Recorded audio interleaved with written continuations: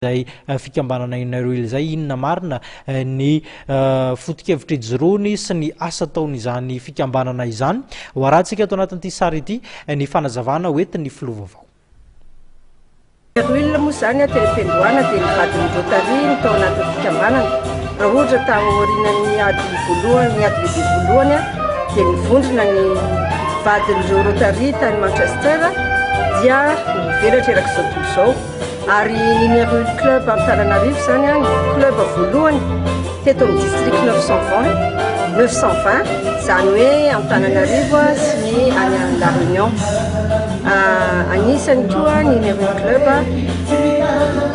club ao anatin'ny firenena 530. Zay zany ny numéro club. Ny asanay moa zany dia manao asa soa tondro namana rehetra. Ny mampiavaka anay dia ny fankatsiavana ny amitié dia zany amitié zany no entinay fanampiana be sy ny maro indrindrindrindra ny be antitra ny ankizy ary ny EPP zany ny tena asa ataonay matetika ary asa lehibe sy goavana. Misy ihany koa ho an'ireo vehivavy manana fahasahiranana eo amin'ny fiovanay an'izany asa soa.